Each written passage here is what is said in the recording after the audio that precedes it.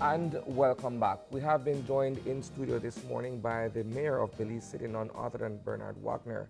Good morning, Mayor Wagner. Good morning, Isani, and good morning, April. How is the morning? We're good. We're good, we're good. We're in an AC environment, so After a we're long not weekend as complaining. well. Yes. There is quite a lot for us to discuss this morning since we have you here with us. I would want to begin, first of all, by discussing your recent endorsement. I know that we've been covering for several weeks, perhaps, the fact that you were waiting for the party to come forward and say they're standing behind you as the next mayoral candidate for Belize City on the People's United Party slate. Let's start there in terms of perhaps how they arrived at that decision, and of course the fact that as it stands, you're the two-term mayor of Belize City. Let's start there.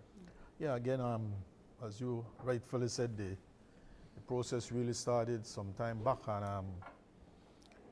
and Isani, again, the job of a mayor and mayor in a city is not an easy job, right? It's a tough job, and it's always about ensuring that when you go for, because I look at it as a job, and that you are able to put it in that context.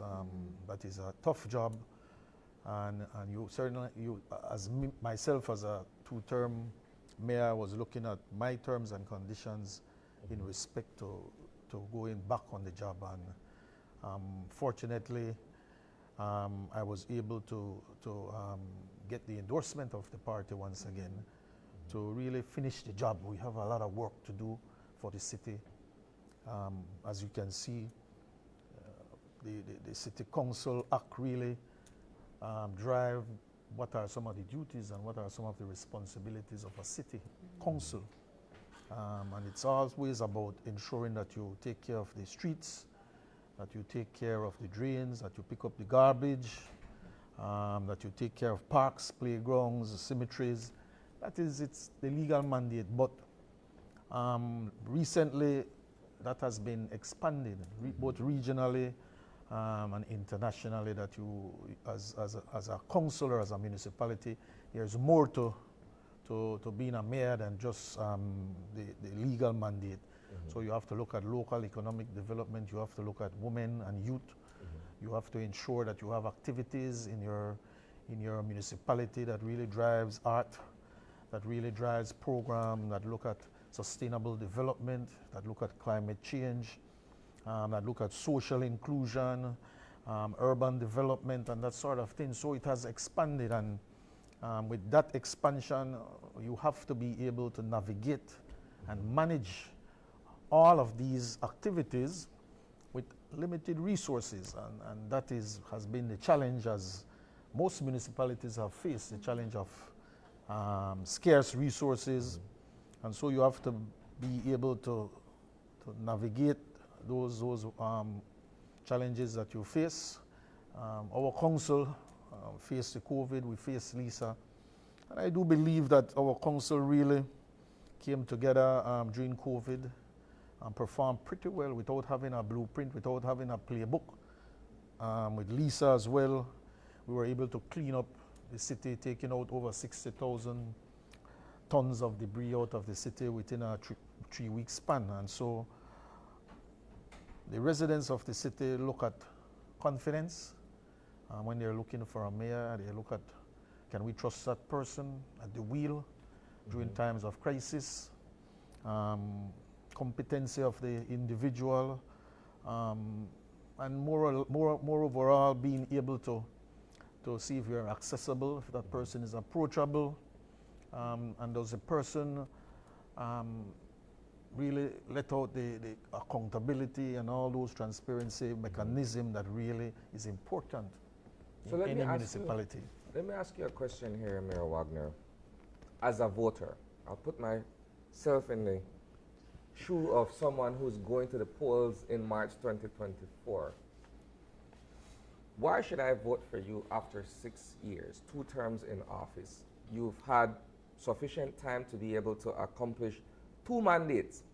you're asking for a third mandate to complete some of the projects, the municipal projects you've undertaken in this particular term. But why should I vote for you? Why should the Belizean, the Belize City resident, should I say, that is eligible to participate, cast a ballot in your favor? Very good question. And again, it comes back to trust.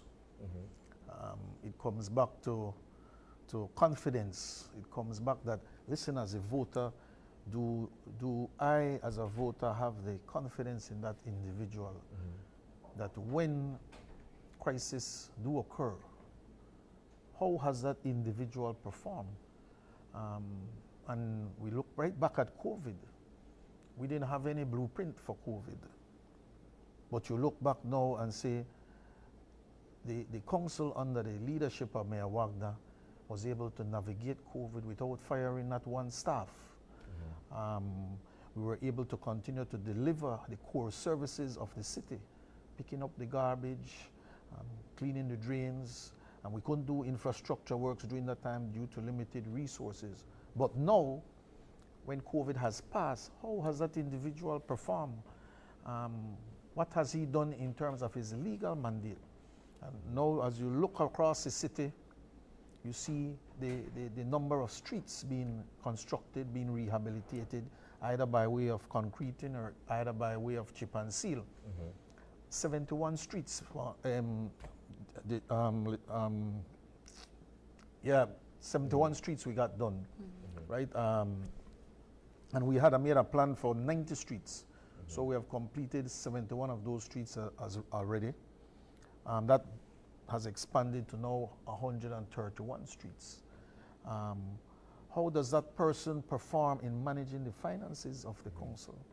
Not one single day. And if you look back in history, I can look back because I was a banker in those days under the previous councils going way back, and I could always see staff members coming into the bank on a Friday evening, having to wait in the queues to see if their salary would be processed because the funds had not reached the bankers yet.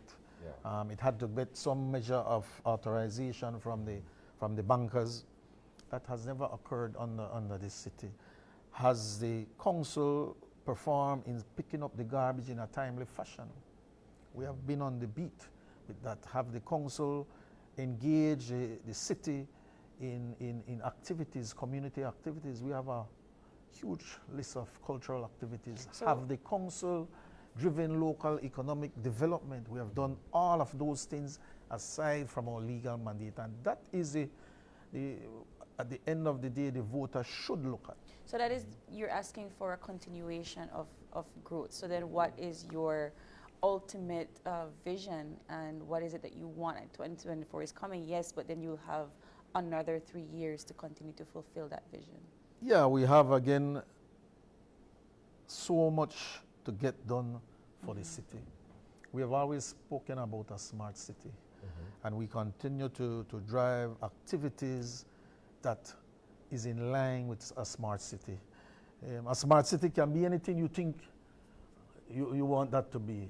It is about really smart people driving smart activities through technology, through innovation, through data analysis, being able to put in place systems that really make it easier for residents to access services of the city. We are looking at really implementing a city council app. We have challenges where property owners, they have been rambling on this for years, that we live abroad, we live in Europe, we live in America. We would want to see our property tax statement on our phone device or laptop, but they can't see those information.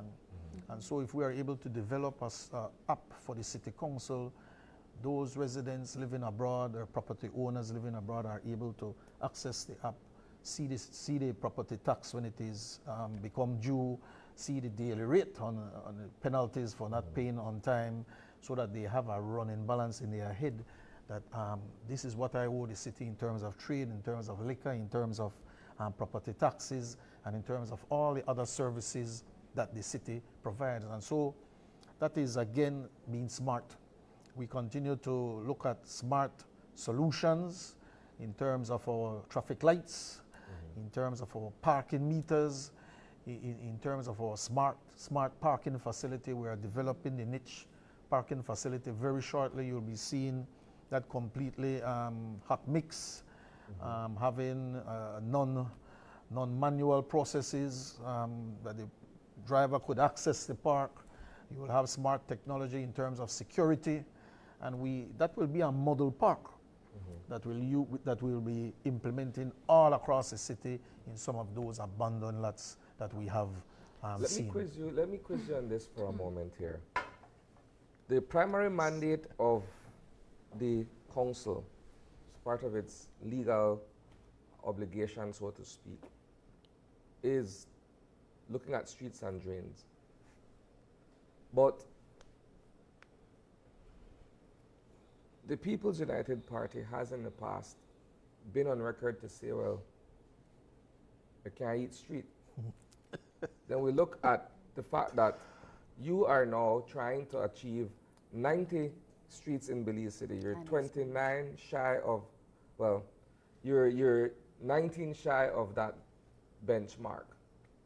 But we understand that infrastructure is what drives society from an economic point of view, and every other aspect you can think of. It creates jobs, it does all of these other things. What is now your position on that, given the fact that you are in the driver's seat and that is part of your mandate, that you're getting streets and drains done? I agree with you that you can't eat streets, but you have to be able, aside from doing all the physical infrastructure, you have to be able to balance. It's always about striking the right balance and ensuring that we have not negated our other mandate, which is social infrastructure. We have been at the pinnacle of driving social infrastructure. The super sale that we do on a quarterly basis really is an activity that is used to build that social inclusion, to drive local economic development to our young and budding entrepreneurs. It's giving the Belizean residents or the Belize city residents an opportunity to enjoy some measure of savings and shopping at home and keeping that dollar at home. We have our cultural festivals which really bring families together in a family setting, building this inclusive, resilient type of family unit, because we believe that the family unit is the core of any sort of social inclusion, and it really helps in really reducing crime, in reducing poverty. Once you are able to touch at the family core and have activities which really serve that purpose, you will be satisfying your social responsibilities as a municipality, but not forgetting your legal mandate, which is physical infrastructure. When you're talking about, I just wanted to go back to the endorsement question for a bit, because I had imagined that it would have gone from, okay, you've done your time as mayor, you go and you see House of Rep, the cabinet, right? Because all of these wonderful accomplishments are more geared towards a national level, not just local government. So why not go into national government? Why stay at the local government? Because we need to finish the job, April. We have certain projects in the pipeline that people want to see me shepherd it through. Particularly the electric buses and the electric ecosystem that we are trying to drive home, which will really be used as a model. It is being implemented, it is being funded actually by the European Union, implemented by UNDP, and it's a project that is very sensitive. It's a project that is the pioneering project in respect to e-mobility in our country. And we are not only looking at effectively, efficiently, reliable transportation system, but we are looking at how do we scale up from the data analysis that we will gather from this pilot project. What will be some of the financial challenges that we'll face, some of the charging station type of challenges we'll face, but this project really, April, will inform scaling up ambition. And we want to build this ecosystem. We're looking at e-taxis as well to complement the electric buses. We want to have a model for the e-taxis where the taxi drivers around Belize City will be able to drive to own as a sort of where we'll be transitioning those old taxis into new efficiently run e-taxis all across the city. And so that project is very intricate as we move forward into 2024. We are looking at getting the buses. Again, I have been on the TV, radio so long. I think people may have been... 2 years now. That is how these projects go, April. I always tell we people... went from anticipating this thing to, you don't happen yet, to is it going to happen? I'm done. We had a deal. I'll tell you something. Similarly, when people hear me talking about e-buses, they are always saying, oh, let the mayor get crazy. He wanted to talk about these e-buses. I'll tell you a story. Similarly, when I first got in 2018, and we needed to float bond. Remember then, I was one of 3 PUP councillors under a UDP government, and I was telling my council members that I needed to float a bond, but for you to float any bond, you have to get the backing of the central backing government. of the central government, which at that time was the United Democratic Party. So in my council, all my other council members saying the mayor is crazy.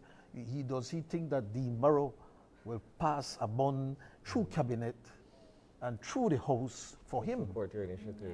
Yeah. And I was the only one saying this will go through. It will go through. And I was able to convince the then Prime Minister that this bond offering is not for me, it's for the city, it's for the residents of the city. And he took that to his cabinet, got it passed through cabinet, no objection, got it passed through the house, no objection. So I'm saying all this to say that many times I have found myself in position where I am the Lone Ranger. Everyone look at me like, oh, he's crazy, he's talking about this smart city, he's talking about these e-buses.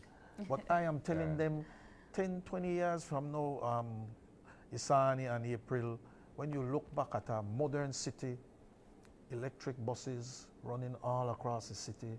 Barbados have over 40 buses as a small island.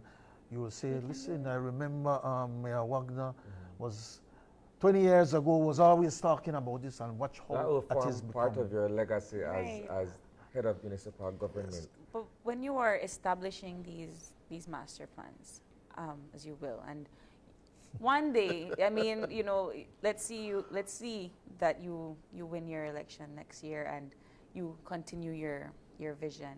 After that, when you wrap up, how do you then pass on this portfolio to somebody else and hope and trust that they will take on the same leadership role?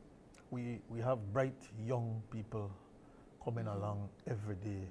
I'm so amazed at the youths. Their type of, they are coming and but I always want to say that we want to be able to look at youths not from a perspective of token youth, token women. It has to be about added value. Yeah. It has to be that the youth brings added value to the program or to the city or to the municipality. Very, very important. And we have been molding youths from day one. From we got into office, we were the pioneers in putting together the Youth Shadow Council. We have a child advisory body functioning, driving youth programs through our youth innovation program, through our incubator program, through our summer youth blast program, we have been at the forefront, and we embrace youths, we embrace women, right? We want to see the city reach a point where we have a female mayor. Back, the last female mayor was Mayor Zinaida Moya. I'm looking, and I'm totally enthusiastic about down the road that our deputy mayor becomes a woman, right, and become a youth. We are looking at those. I want to see that. There's the real likelihood, however, that if you lose the 2024 municipals, you'll be losing to a woman. Oui. Yes, and as the UDP is feeling a female mayoral candidate. But let's go back a bit. I just had to throw it in there. I know. But let's go back a bit. I'll piggyback on the idea of youth development to discuss a bit of internal politics here. You would have been challenged by a young person for the candidacy for mayor of Belize City going into 2024. And when I look at this broad picture, to me it presents sort of a catch-22. Because on one hand we're saying, okay, it's all about empowering young people to live out their dreams, to aspire for more, including political leadership. But on the other hand, we're saying, okay, wait a second, you still have more to grow, wait a second. But in one's mind, if one is thinking, well, perhaps the time is now for me, then I should be allowed to compete, in a manner of speaking. How do you look at that? And what has been the effect of this scenario on the Belize City Council that you are the helm? I don't think, when I look at it, I don't think it really impedes youth participation or youth involvement.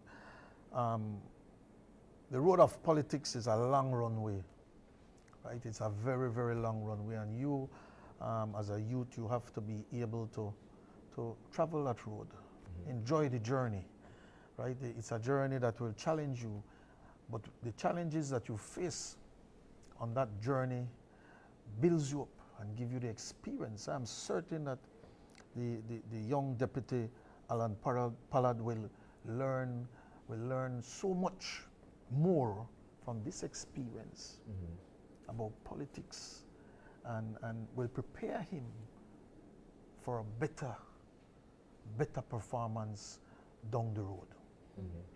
We often, no, go ahead.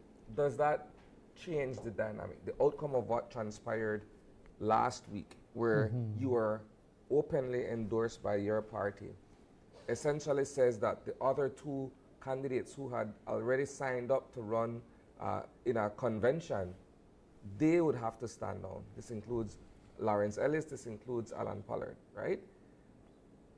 Lawrence Ellis, for all intents and purposes, is an outsider to Belize City Council as we speak. Alan Pollard is your deputy.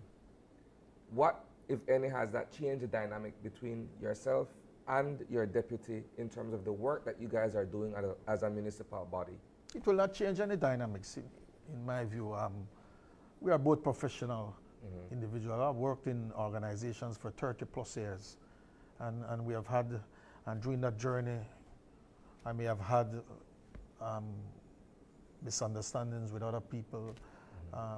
But differences of opinions. At the end of the day, you have to look at the larger picture. And the larger picture is not about myself, right? It's not about Alan Pollard, but it's about service to the people and putting our best foot forward in ensuring that we, as a unit, myself and him and the other 9 councillors, are able to continue to deliver.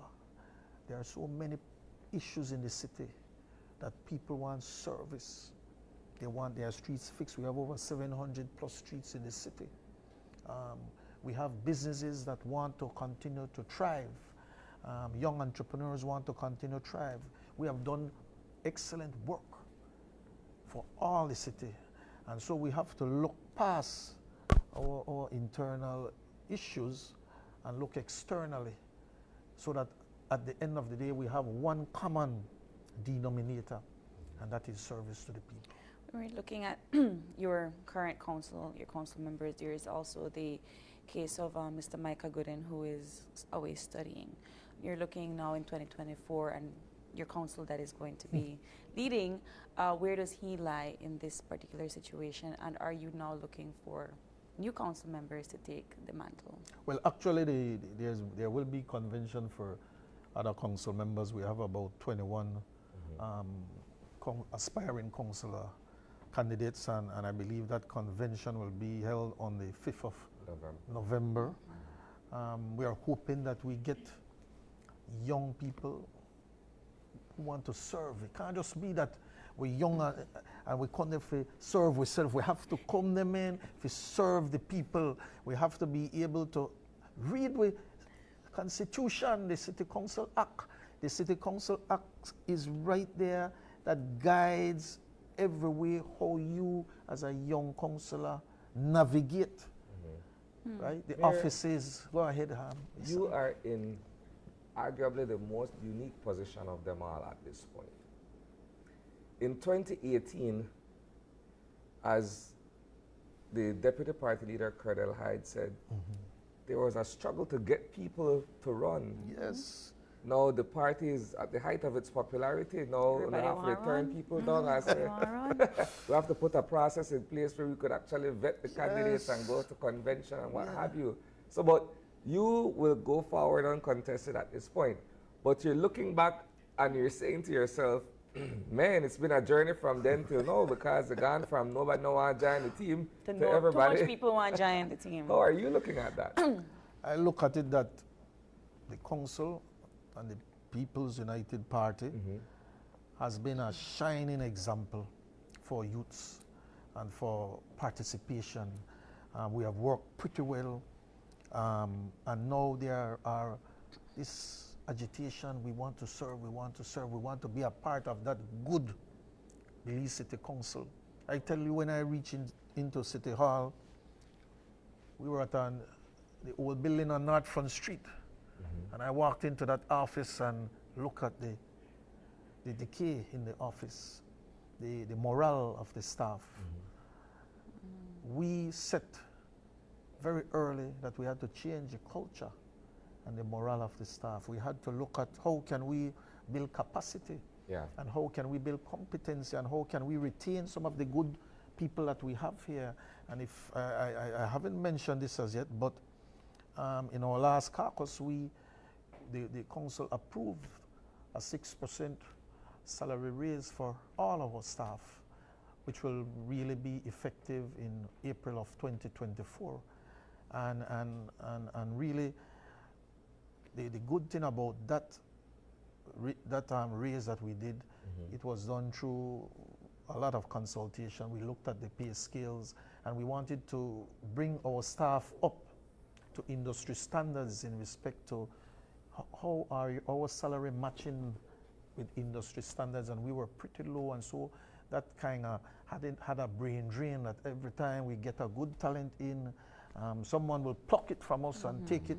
And so now with this new salary scales that we have put in place, we are very competitive with the industry, and so we hope that we are able to retain our good staff. It gives, it broadens the career ladders. It groups people, it groups what you do as a function into different families. And so, but the good thing about it is that the entire raise, Isane, will impact out of the entire lump sum that we put in for the raise. 61% of that raise would be felt more at the bottom level, the janitors, the maintenance works, the cutting crews. They will feel 61% of that raise. It's not at the upper level, it's more at the lower level. And so we are very proud of that process that we did. And it's again, that started way back in 2020 with the collective bargaining agreement with the CWU. We are hoping to conclude those negotiations with the CW. That was one of the sticking points. And so we are very optimistic. Well, 2024 is coming, I can't vote, so I can't vote You don't here. vote for me? I can't vote here. I'm not a citizen. But as your mandate speaks, you are trying to finish what you've started. In terms of improvements and what you think you should be looking at more closely when 2024. I know you want your smart city, but other areas where you have been criticized and where do you think that your improvements lie? It's always about infrastructure and quality of life for people. When people step out of their house in the morning time, they want to be able to traverse a decent street. They want to, when they get up in the morning, they have a very efficient service where their garbage is collected. Our citizens have to, at some point in time, look within themselves as well, do some introspection on how do we contribute to having a cleaner city. You can't have a smart city without being clean. We have done tremendous work in some of the urban areas that were once London bridges. People have streets now. We want to continue along that same vein. We are looking at unplanned urbanization, which is occurring all across the city, where we have migration and people going in and squatting on lands, and then they expect the municipality to put in streets, which we should. We have to care for everyone. We should do it, but then it really strain your resources, and so we have to look at all of these converging that are coming together. We have to look at climate change. We have to look at the new urban agenda. How do we include everyone? How do we build resilient, inclusive communities where crime is down and where everyone is put to work? We believe that the best social program is putting people to work, not the pantry program. The pantry program, of course, you will roll those out for the indigent, for the elderly, for those people who live at the margin, but it shouldn't be a situation where it does not impact the most needy.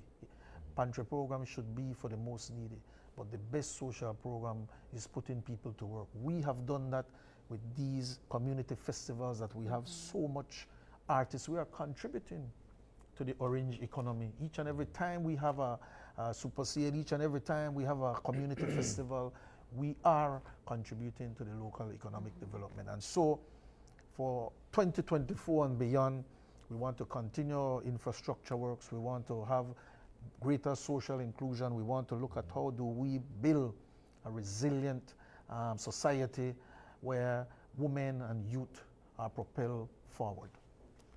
All right. Well, Mayor Wagner, we are officially out of time this morning. I know you will be Went back. fast, right? I know you will be back because he done tell me electric buses. He's been having this discussion since 2021. I know that. You know that. And so we'll see what we look forward to in 2024 in terms of your smart city. But I'm sure you'll be back to have more of these discussions. Thank you so much for joining us. It's been a pleasure. Today. Thanks again. And we got to take the break, but when we come back, it's all about International Day of the Girl Child. We have our panelists eager to come and talk to us about what that day means for them and why we should recognize it here in Belize as well. Stay with us. We'll be right back.